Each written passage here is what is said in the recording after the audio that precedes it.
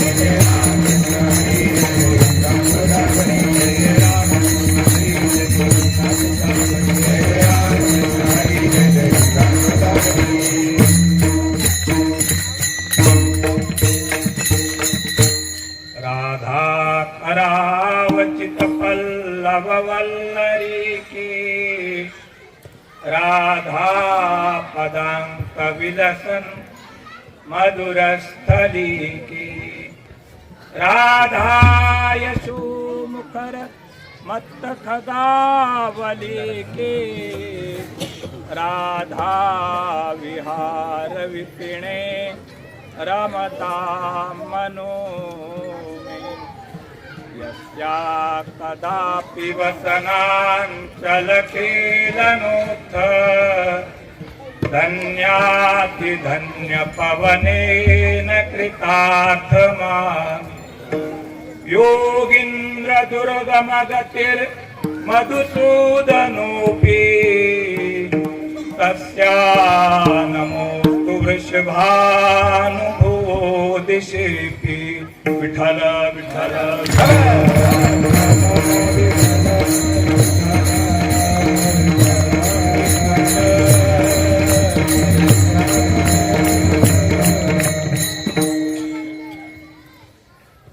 वटेश्वर भगवान के चरणों में आप सब सम्मिलित हुए हैं। इसका मुख्य कारण है कि आपके अंदर भी ये कामना है कि कोई ना कोई साधक गंगा गोदावरी जी की या नर्मदा जी की परिक्रमा करता है तो उसके लिए उसका आभार प्रदर्शन करने के लिए हमको जाना पड़ेगा।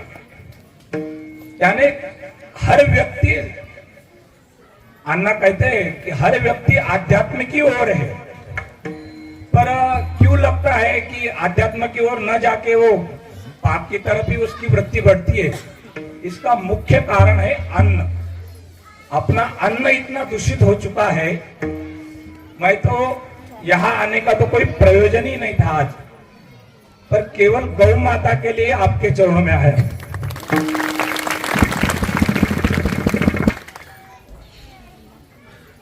समाधान महाराज जी ने बताया कि केवल संतों से मांगना चाहिए, पर मैं साधु हूं इसलिए आप गृहस्थाश्रम में से मांग रहा हूं, मेरे लिए नहीं। गौ माता राष्ट्र माता है, और गौ माता कभी नहीं रहेगी तो धर्म भी नहीं बचेगा। पर प्रांतीय धर्म सब अपने अपनी गंतव्य की ओर जा रहे हैं, और खूब अभी गंगा गोदावरी जी की परिक्रमा करते हुए केरल प्रांत आया, तमिलनाडु आया, तेलंगाना, छत्तीसगढ़, उधर हिंदुओं के घर दिखने को नहीं मिलते। इतना ईसाईकरण और मुस्लिमीकरण हो चुका है। इसका मुख्य कारण है वो लोग जोर शोर से अपना धर्म बढ़ाने में लगे और अपन सो रहे बस। इसका मुख्य कारण है किसान गौ माता को भूल चुका है। गौ माता, आप वृंदावन में आते हैं, यहाँ के भी काफी लोग बोलते हैं महाराज जी कितना बढ़िया है, आपके यहाँ भी इतनी गौ माता है, गुरुदेव के यहाँ गौ माता है। गौ माता रखना साधु का काम नहीं है, किसान का काम है। किसान गौ माता को भूल गया, इसलिए उसको साधु को रखना पड़ता है गौ माता को। विठल विठल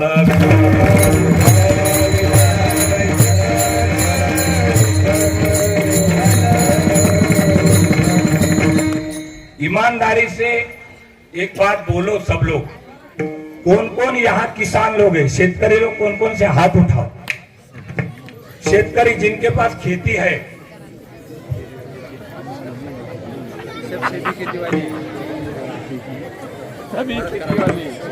यानी 99%, 99 पॉइंट। अब ये बताओ कि किसके यहाँ देशी गौ माता है, जर्सी ढोर नहीं।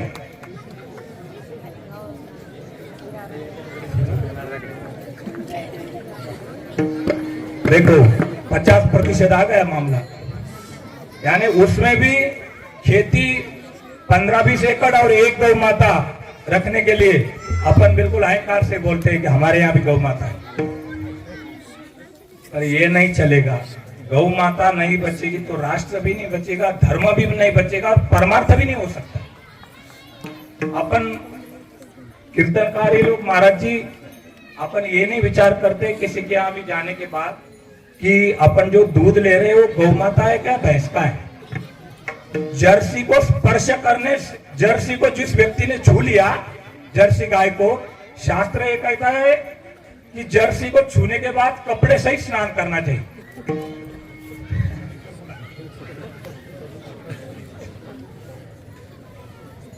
ये सब कार्यक्रम का उद्देश्य, यानी यहाँ से कभी गौ भक्ति का कभी जागरण हो जाए तो ये सार्थक हो जाएगा कार्यक्रम।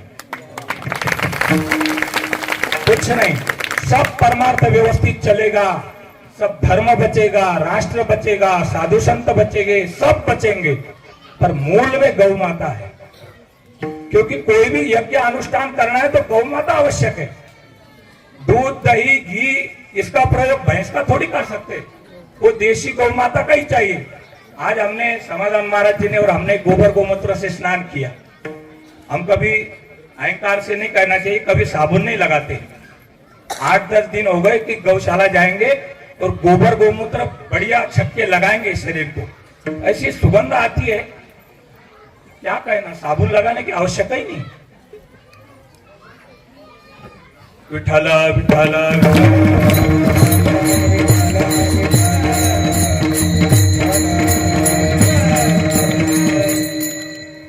पूज्य गुरुदेव भगवान राजेंद्र दास जी महाराज लगभग 20,000 गौ माता का संचालन कर रहे हैं, पर उनको भी कार्यक्रम के लिए जाना पड़ता है इधर उधर। वो कहते हैं हमारी यत्किंचित वृंदावन से बाहर जाने की रुचि नहीं है, पर इतना गौ माता का पालन पोषण हो रहा है, उसके अनुरूप उनको कथाओं के लिए इधर उधर जाना पड़ता है।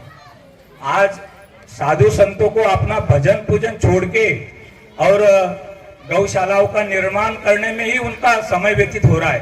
तो इसका मूल कारण किसान है। तो यानी साधु संतों का भी अपराध आपको लगेगा। विठला विठला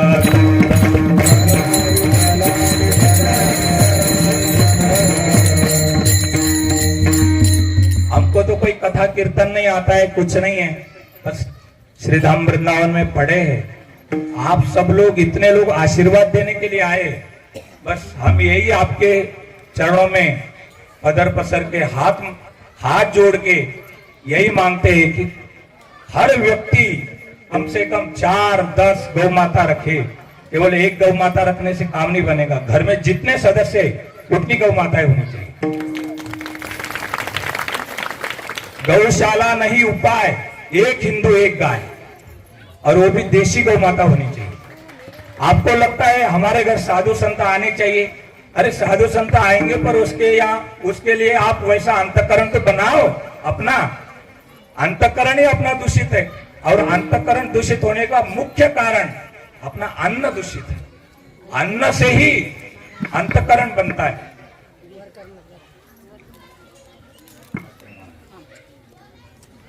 पवित्र ते अन्न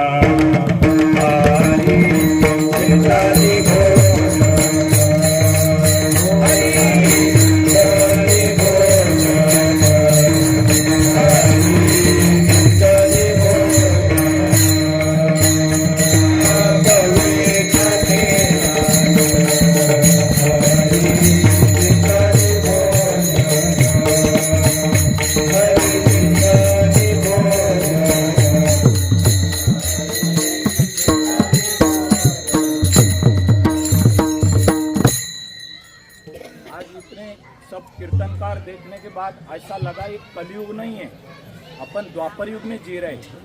पर ये सब कीर्तनकार सब हमारे गुरु बंधु है, कोई गुरुजन है, ये कभी सोच ले कि गौरक्षा हो जाए तो गौरक्षा एक दिन में हो सकती है। पर अपन क्या करते हैं, बस अपना ही बस जो है अपना अपने में लगे हैं सब। गौ माता के लिए किसी के लिए गौ माता के लिए बोलने के लिए किसी के पास टाइम नहीं। अरे अब 2 घंटे कीर्तन कर रहे हैं तो कम से कम 15 मिनट तो गौ माता के लिए दो। भगवान ऊपर जाने के बाद पूछेंगे हमारे गौ माता के लिए क्या किया है। भीष्म पितामह ने कोई पाप नहीं किया है, पर पाप देखा, इसलिए भीष्म पितामह को बानों के शैया पे सोना पड़ा। आज रोज 1.5 लाख, सूर्योदय बाद में होता है महाराज जी, 1.5 लाख गौवंश नित्य कटता है। 1.5 लाख गौवंश नित्य कटता है। इसकी सजा पहले कीर्तनकार साधु संत इनको मिलेगी। विठल विठल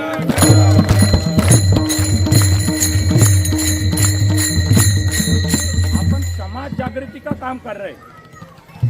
समाज अपन जैसे समाज को जिस दिशा में ढालेंगे उस दिशा में समाज चलेगा हमारे। अपन कहते हैं आज लोगों को मनोरंजन चाहिए, वो चाहिए, वो नहीं है। आज पूजनीय राउत बाबा का उदाहरण देखो। बाबा 1 करोड़ नाम जब जिस गांव से लिखवा लेते उसी गांव में सेवा देते, तो भी कितने लोग उत्साहित रहते। यानी एक प्रवाह तो केवल मनोरंजन की तरफ जा रहा है, पर बाबा जैसे सत्पुरुष, इन महापुरुषों ने क्रांति खड़ी कर दी। तो अपन भी पूज्य बाबा का वाक्य है, मेरा नहीं। आप कहोगे कि हम तो आपको बहुत अच्छे समझते थे, आप तो गालियां दे रहे यहाँ आके। पूज्य बाबा का वाक्य है, 1 लाख नाम जब एक कीर्तनकार ने कम से कम एक दिन में 1 लाख नाम जब करो, फिर कहीं झक मारो बोले।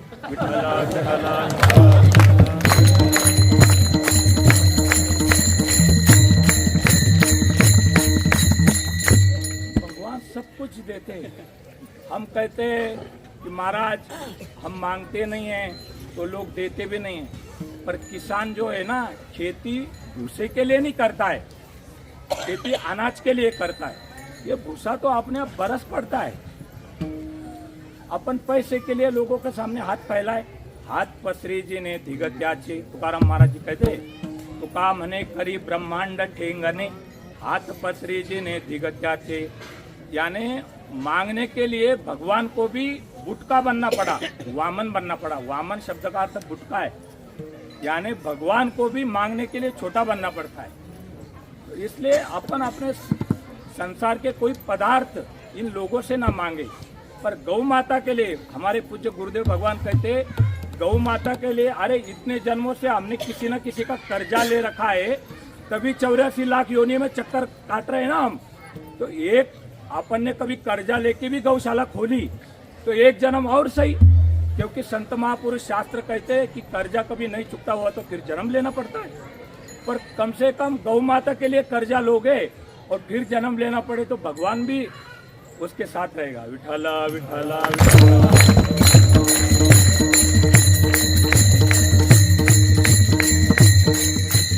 ये वडेश्वर भूमि इतना बड़ा प्रांगण है, यहाँ पे कम से कम सैकड़ों के संख्या में गौवंश स्वच्छंद पूर्वक रह सकता है।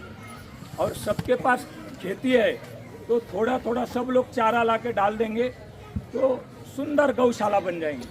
आज ये सब निर्माण है, सब लोग इतने उत्साह से उत्सव करते, पर गौ माता का दर्शन नहीं होता। आज हम हाटे से आ रहे थे तो एक भी गौ माता का दर्शन हुआ नहीं।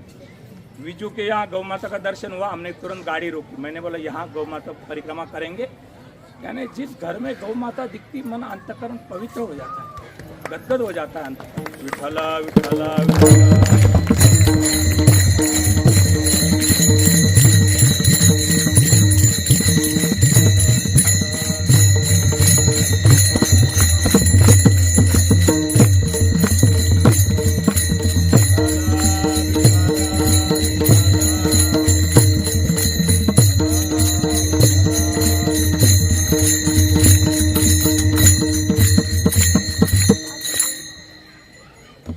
अत्यंत वेदनादायक प्रसंग है। इतना गौवंश नित्य कटता है, अपन आराम से सो रहे, खा रहे, मौज कर रहे और गले में तुलसी जी की माला पहन रहे, नाम जप भी कर रहे। इससे काम नहीं बनेगा। गौ रक्षा सबको करनी ही पड़ेगी, यह अपना उत्तरदायित्व है। अपन कहेंगे हम क्या करेंगे महाराज, लोग मानते ही नहीं, पर पहले शुरुआत अपने को करनी पड़ेगी। तो इसके लिए आपको वृंदावन आना पड़ेगा। पूज्य पतमेड़ा महाराज जी अन्ना ने दर्शन किए। पतमेड़ा में 1.5 लाख गौवंश है और वो महाराज जी किसी को शिष्य नहीं बनाते, फोटो नहीं खिंचवाते, किसी को चरण स्पर्श नहीं करने देते। एक जगह 1.5 लाख गौवंश का दर्शन होता है। एक बार ऐसी गौशालाओं का दर्शन करके आओ और अपने अंतःकरण में प्रेरणा ले लो कि बस अब गौ रक्षा के लिए कमर कस के लगना है। जितने युवा भाई बहन हैं तो गौ रक्षा के लिए अपना थोड़ा भी योगदान देने लग जाए और कहीं गौ सेवा देने की जरूरत नहीं। महाराज जी गौशालाओं से इन लोगों से चंदा इसलिए मांगना पड़ता है कि गौ रक्षा नहीं हो रही। अब यही लोग गौ सेवा करने लग जाएंगे तो गौशाला खोलने की जरूरत ही नहीं है। गौशाला यानी वृद्धाश्रम जैसी स्थिति है। रोज गाय भूखे के मारे मरती है वहां पे भी, यानी क्या करे साधु संत लोग भी। किसान ही गौ माता को भूल चुका है। विठला विठला विठला विठला।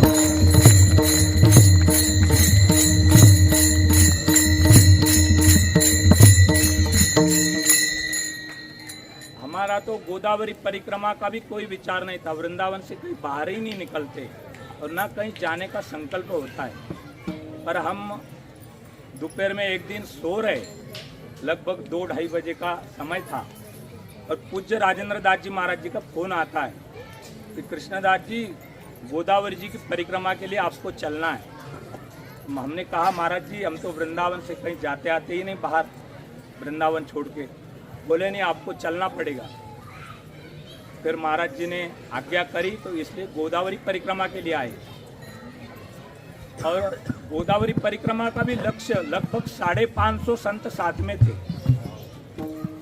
यानी जब गाड़ियां चलती थी तो उधर भी वो पर धर्मी लोग भी अचंभित हो जाते थे कि इतने साधु संत कहाँ से आ रहे हैं। और इस गंगा गोदावरी परिक्रमा का मुख्य उद्देश्य और मुख्य भगवान से यही प्रार्थना करी थी महाराज जी ने कि हम परिक्रमा कर रहे हैं, इसका फल हमको गोदावरी मैया यही दे दो कि भारत देश गौवत के कलंक से मुक्त हो जाए। विठला विठला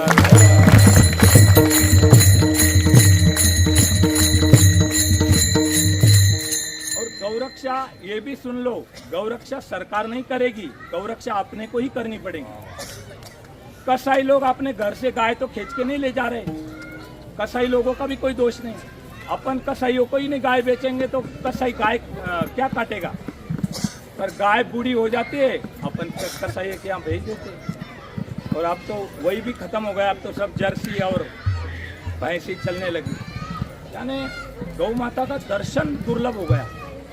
जितने अपन कहते हैं, अब ये इतना अथांग समाज बैठा है, अब ये क्या है, आए खूब हमारा स्वागत सत्कार किया, अभी दाल बट्टी बढ़िया छक्के पालेंगे, अपने अपने घर सब चले जाएंगे, पर परिवर्तन नहीं हो रहा है कुछ। उसका मुख्य कारण है कि गौवध हो रहा है। तो जिस जगह पे एक भी गौ माता का रक्त गिरता है तो 12 योजन की भूमि अपवित्र हो जाती है। शास्त्र ये कह रहा है 12 योजन यानी 3 कोस का 1 योजन और 3 किलोमीटर का 1 कोस, यानी कैलकुलेटर लगा लो, 12 योजन की भूमि अपवित्र हो जाती है। यानी वहां पे कोई भी यज्ञ अनुष्ठान कुछ भी करो, कितने भी कुंडीय यज्ञ करो, फल कुछ नहीं मिलेगा, क्योंकि गौवध हो रहा है। विठला विठला विठला।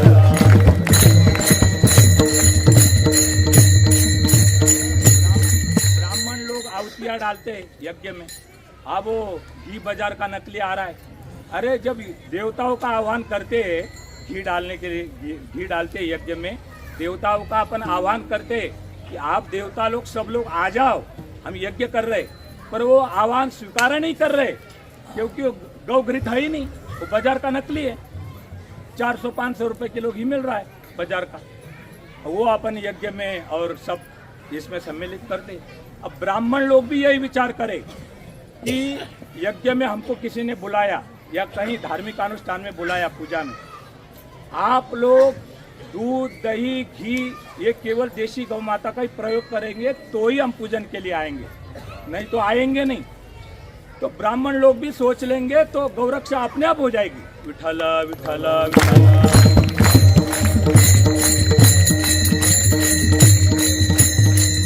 कीर्तनकार साधु सोचने लग जाए कि जिस घर में गौ माता नहीं उस घर का हमको जल भी नहीं पीना है, अपने आप गौरक्षा हो जाएगी।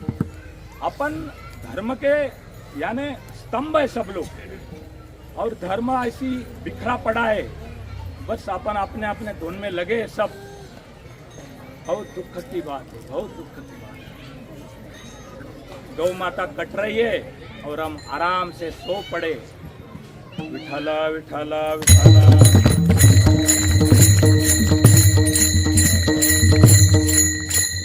हमारे महाराज जी कई कई दिन यानी पीछे 8 दिन तो कमरा बंद करके नित्य रुदन कर रहे थे, क्योंकि गौ माता का वध हो रहा है, सहन नहीं होता है महापुरुषों। और किसान लोग बस खूब यूरिया और खूब डाल के अपने खेतियों को नष्ट कर रहे हैं। एक दिन ऐसा हो जाएगा कि पूरी बंजर हो जाएगी खेती, और खेती क्या बंजर होगी, पर्जन्य ऐसा पड़ेगा। आप देखो बारिशें इतनी हो रही है कि बारिश रुक ही नहीं रही है, ये केवल गौवध का परिणाम है। यानी खेती और गौ माता एक दूसरे के पूरक है। जिस खेती में ट्रैक्टर चलेगा तो खेती के लिए जो उपजाऊ कीड़े हैं वो नष्ट हो जाएंगे, और बैल जब चलेगा तो उसके खुर के नीचे वो कीड़े नहीं मरते। अपन भी पैर में चप्पल मत पहनो, पैर के नीचे चींटी भी आ जाए तो मरेगी नहीं, और चप्पल पहन के चलोगे तो चींटी भी मर जाएगी। ऐसे उपजाऊ जो कीड़े हैं इस धरती में, ट्रैक्टर चलने के बाद वो नष्ट हो जाती है। और अपन दे धड़ाधड़ यूरिया ये चल रहा है सब राशन। यानी हम गौशालाओं में जो डॉक्टर साहब गौशालाओं में जो गोबर गिरता है तो गोबर उठाने के लिए पैसे देने पड़ते हैं किसानों को कि भाई उठा के ले जाओ, हम ट्रैक्टर मंगवा के देते, ये ले जाओ। यानी यहाँ तक किसान पूरा भूल चुका है गौ माता, और बस अपने अपने धुन में सब मस्त है। अपन अपने को वारकरी समझते, साधु समझते, अपने भी यानी सब अपना कर्तव्य है। यानी विठला विठला विठला।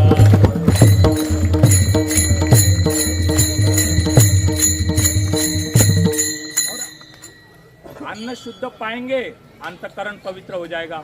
अंतःकरण पवित्र हो जाएगा तो अपने आप नाम जप चलने लगता है, अपने आप। अपन कहते हैं कि अपन इतना सत्संग सुनते, बड़े बड़े महापुरुषों के चरणों में रहते, पर अपन नाम जप में क्यों नहीं रुचि होती?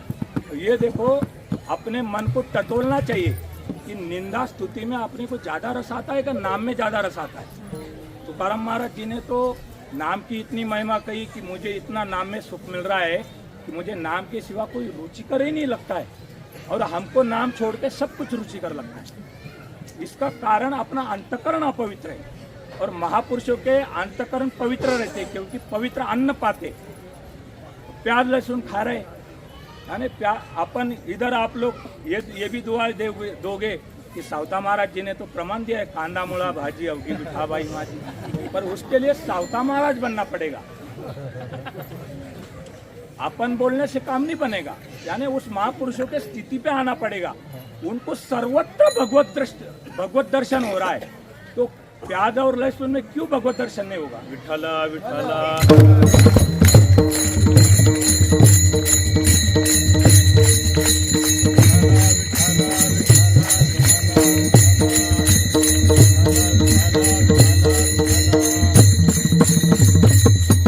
बस सब लोगों के चरणों में यही विनती है कि खूब गौ माता रखो अपने घर में। गौ माता कहीं कटने मत दो भाई। गौ रक्षा करना अपना उत्तरदायित्व है, मुख्य कार्य गौ रक्षा है। बस यानी आप भजन भी नाम जप भी नहीं करोगे और गौ रक्षा करोगे, गौ माता का संग, यानी गौ माता रखने के बाद नाम जप अपने आप चलने लग जाएगा। उसमें तो कोई संशय ही नहीं, एक दूसरे से परस्पर है, पूरक है एक दूसरे से। गौ माता रखने लग जाएंगे तो अपने आप अंतःकरण पवित्र हो जाएगा, नाम जप अपने आप चलने लग जाएगा, अपने आप उद्धार हो जाएगा। नहीं तो कितने भी तीर्थ यात्रा करो, सब करो, इसका मुख्य फल अंतःकरण की शुद्धि है। यानी त्रिवेणी संगमी नाना तीर्थ भ्रमी चित्तना हिना में तरते। अपना कभी अंतःकरण चित्त शुद्ध नहीं है तो सब व्यर्थ है। इसलिए अंतःकरण शुद्धि के लिए सब उपाय।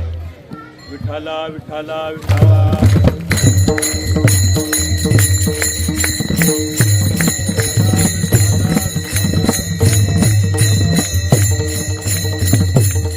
यहाँ पे भी एक छोटे छोटे विद्यार्थी है, विद्या अध्ययन कर रहे, मैंने कितने सुंदर सुंदर हमने कीर्तन सुने, कितने सुंदर सुंदर बोलते हैं ज्ञानेश्वरी की ओविया, प्रमाण तुकाराम महाराज जी के।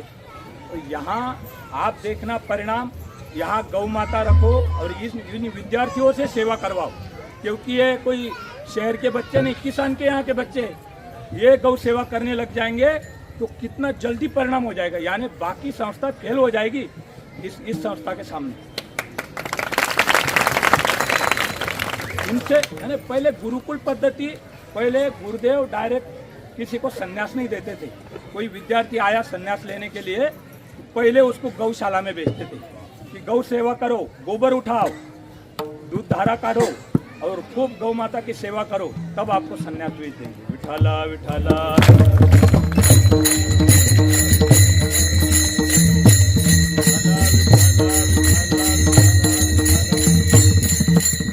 जहाँ कम से कम 100-150 गौवंश हो जाए तो खूब अंतःकरण हमारा पवित्र हो जाएगा, खूब अंतःकरण में। और यहाँ कभी गौशाला खुल जाए, हम वडेश्वर भगवान के चरणों में कह रहे, कभी 100-150 गौवंश यहाँ वडेश्वर भगवान के छत्र छाया में रहेंगे तो हम फिर आएंगे दर्शन देने।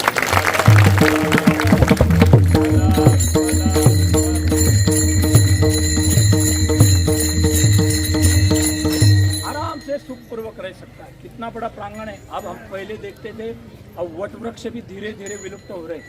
आप ये वृक्ष मत समझो, ये ऋषि है, यानी अनंत काल से ऋषि यहाँ वास्तव्य कर रहे। कौन किस रूप में आ रहा है, कौन किस रूप में आ रहा है, कोई बता नहीं सकता है। इसको कटने मत दो, वट वृक्ष काटोगे तो आपका समूल नाश हो जाएगा। विठला विठला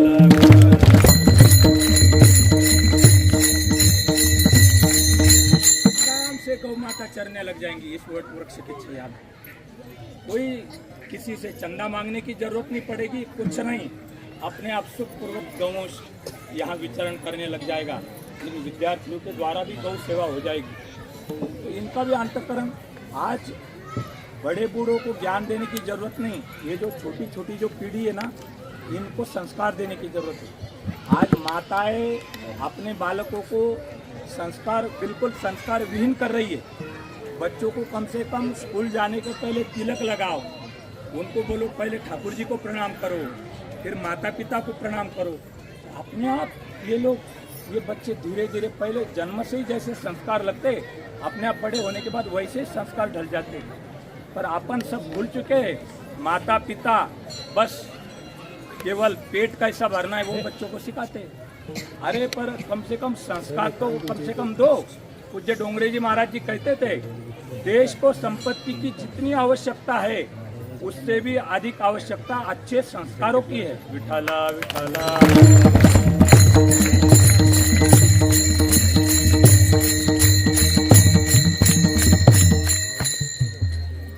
गौरक्षा आंदोलन में धर्म सम्राट करपात्री जी महाराज जी का किसी ने नाम सुना हो?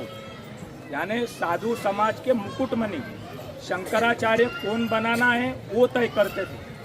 पर जब 1966 में गौरक्षा आंदोलन हुआ, उस समय धर्म सम्राट करपात्री जी महाराज उस आंदोलन में सहभागी हुए और इंदिरा गांधी तब प्रधानमंत्री थी। इंदिरा गांधी ने गौरक्षकों के ऊपर गोलियां चलाई, तो धर्म सम्राट करपात्री जी महाराज जी को जेल में कैद कर लिया उन लोगों ने और सलाइयों से उनके आंखों में सलाइयां मारी।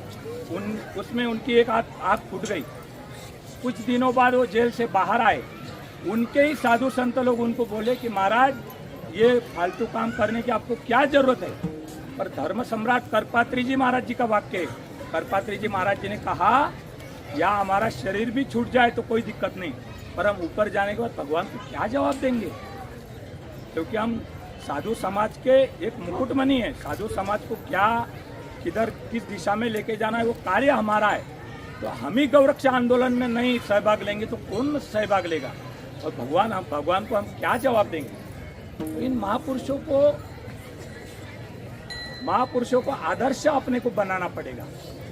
और आप लोग कभी कमर कस के लग जाएंगे तो गौ माता कटेगी ही नहीं, अपने आप सुखपूर्वक गौवंश विचरण करने लग जाएगा। और देखो ये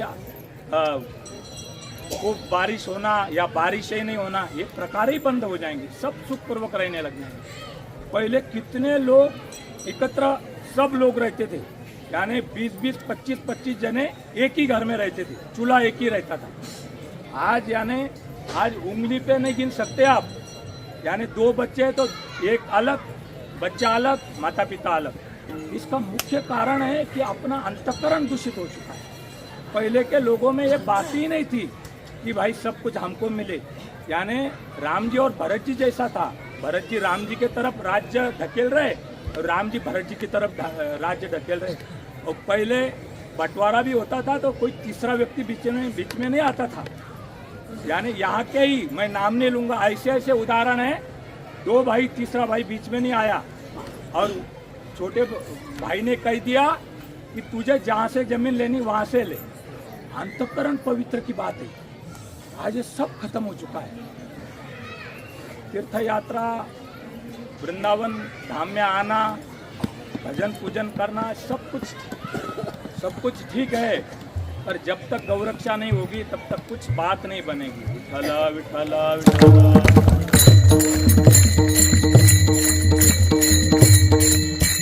क्योंकि भगवान की भी इष्ट गौ माता है ना। भगवान जब गैया चराने जाते हैं तो चरणों में पादत्राण नहीं पहनते। इसका मूल कारण भगवान कहते मेरी पूजनीय गौ माता आगे जा रही है तो मैं चरणों में कैसे खड़ा हो पहनूं। यानी भगवान की भी इष्ट गौ माता है। गोपाल कहे गोपाल, गोपाल कहे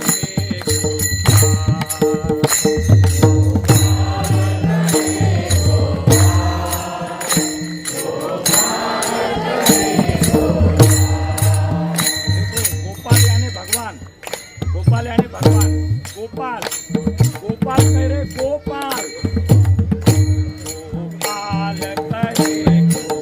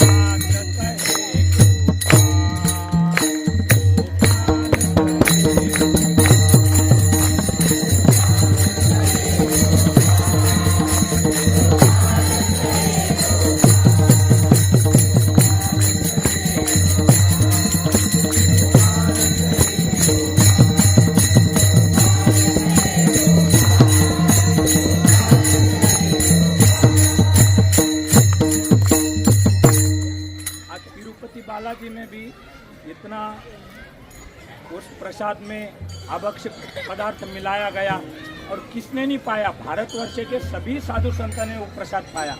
कितना का धर्म भ्रष्ट हो गया। यानी ये बड़े बड़े संस्थान भी कभी सोचने लग जाए कि गौ माता के घृत से ही, दूध से भी बनाए पदार्थ ठाकुर जी को भोग लगेंगे, बाजार की चीज ठाकुर जी को भोग नहीं लगेगी। तो ये बड़े बड़े व्यापारी लोग अपने आप गौशाला खोलेंगे और वहाँ दूध सप्लाई करेंगे और बराबर ठाकुर जी को उसी चीज का भोग लगेगा जो चीज ठाकुर जी को भोग लागने योग्य है। अपन जो ठाकुर जी को चीज भोग लगाने योग्य नहीं, वो भी चीज भगवान को भोग लगा रहे। इसका भगवान थोड़ी आरोगेंगे। अब प्याज लहसुन धड़ाधड़ अपन यूज कर रहे अपने रोज पदार्थ में, तो भगवान थोड़ी आरोगेंगे। मैं नहीं कह रहा हूँ, स्कंद पुराण आप उठा के देख लेना, वेद व्यास जी द्वारा निर्मित है स्कंद पुराण। श्रीमद् भागवत की भी रचना वेद व्यास जी ने करी और स्कंद पुराण की भी रचना वेद व्यास जी ने करी। यानी कुत्ते के नाखून से प्याज और लहसुन की उत्पत्ति है और तंबाकू जो खाते हैं वो रक्त से तंबाकू की उत्पत्ति है। शास्त्र को अपन अपने तरह से नहीं ढाल सकते, शास्त्र के पीछे अपने को चलना पड़ेगा। विठला विठला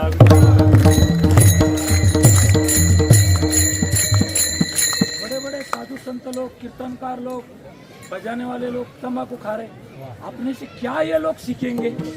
अपन ही तंबाकू खा लेंगे तो इन लोगों ने क्या करना? ये तो शराब पियेंगे फिर, और फिर अपन बोलते हैं अरे क्या करे, समाज सुधरता ही नहीं।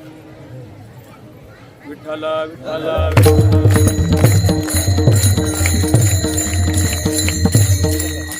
अपना आचरण कभी पवित्र रह जाए ना, समाज अपने आप सुधरता है। अपना आचरण अपवित्र हो जाता है। यानी अपन दो आंख से समाज को देख रहे हैं, महाराज जी निवेदन कर रहे हैं, दो आंख से समाज को देख रहे हैं, पर समाज की 1 लाख आंखें हमारे ऊपर है और समाज गुण बाद में देखता है, दोष पहले देखता है। विठला विठला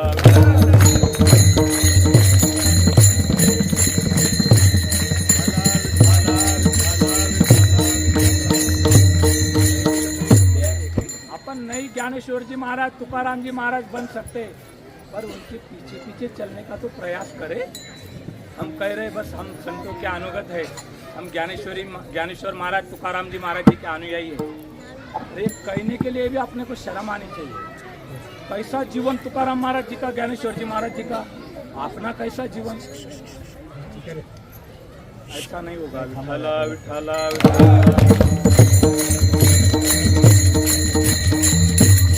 गाँव में बड़े बड़े सप्ताह के आयोजन होते हैं, लाखों लाखों समाज रहता है, क्या कुछ परिवर्तन ही नहीं है। और जिस गांव में साधक जिनकी ज्ञानेश्वरी कंठस्थ हो, पूजनीय महाराज जी को यानी पूरा जीवन घिस देना पड़ता है कंठस्थ करने में।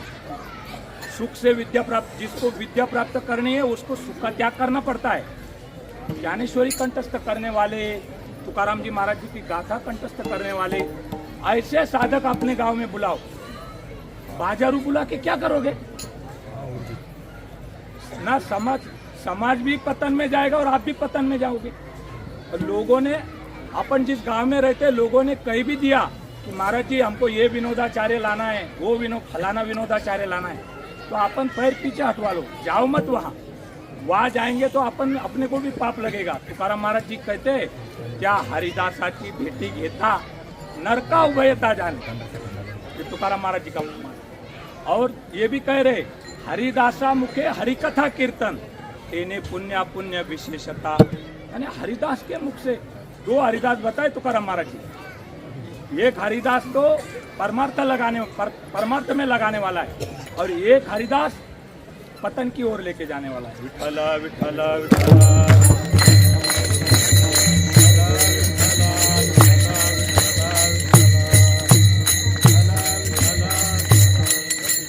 तो बस वहाँ से ही त्र्यंबकेश्वर परिक्रमा प्रारंभ हो गई और आंध्र प्रदेश में समुद्र आया। महाराज जी ने कहा 15 घंटे का रास्ता है समुद्र का, नौका से। तो एक दिन पहले ही अन्न जल त्याग देना पड़ेगा सब साधुओं को। तो सब साधु संतों ने एक दिन पहले अन्न जल त्याग दिया। क्यों? क्योंकि लघु शंका आएगी, अन्न जल ग्रहण करेंगे तो लघु शंका समुद्र में करेंगे तो कहाँ जाएंगे, अपराध हो जाएगा।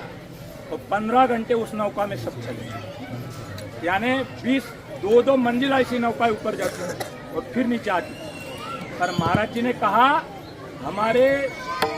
हमारे आचार्यों के सेवित ठाकुर जी पूज्य मलुकदास जी महाराज जी 750 साल पहले हुए, उनके सेवित ठाकुर जी साथ में चल रहे थे। बोले ठाकुर जी किसी को खरोच भी नहीं आने देंगे, पर सब लोग ऐसे डरे हुए थे। 2 मंजिल ऐसी नौका ऊपर उठती थी, तो समुद्र की जब बाहर आती थी और फिर नीचे आती थी, ऐसा लगता था बस गए। पर साधु संतों के सानिध्य में इतनी सुंदर गंगा गोदावरी जी की परिक्रमा हो गई। गोदावरी इतनी निर्मल है, हमने तो गोदावरी परिक्रमा में गोदावरी जी का जल के सिवा कुछ जल नहीं ग्रहण किया। गोदावरी जी का जल अंजलि भर भर के पीते थे, इतना निर्मल जल है गोदावरी जी का। और गोदावरी जी और नर्मदा जी का आज संगम हुआ है, यानी शिव रूपा नर्मदा जी है। नर्मदा जी का हर कंकड़ शिव जी है, यानी नर्मदा जी शिव रूप है और गोदावरी विष्णु रूप है। यानी आज शिव जी का और विष्णु जी का मिलन हो गया। विठला विठला।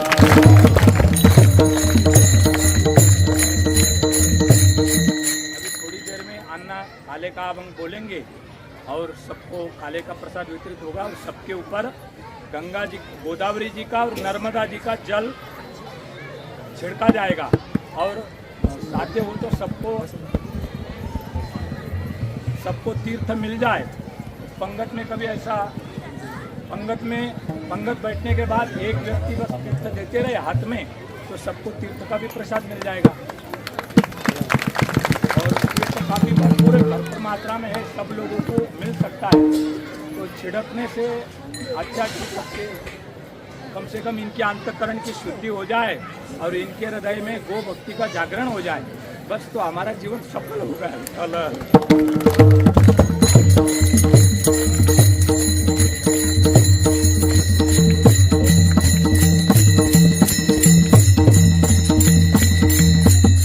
खूब लोग जुड़े हुए, पर जो भी जुड़ता है उसको यही कहते हैं, भाई आपको हाथ जोड़ के निवेदन है, गौ रक्षा के लिए कुछ ना कुछ, गौ रक्षा के लिए कुछ ना कुछ।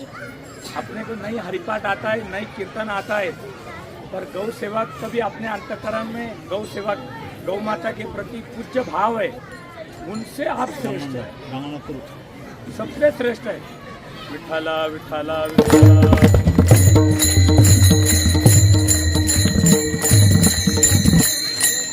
कोई मुझे बेटा मानता है, कोई गुरुजन मानता है, कोई गुरु बंधु मानता है। सब लोगों के चरणों में यही विनती है, जिनके यहाँ गौ माता नहीं है, बस जल्दी से जल्दी 15-20 दिन, 1 महीने का अंदर अपने घर में गौ माता लाओ और अपना जीवन सफल बनाओ। जय देव।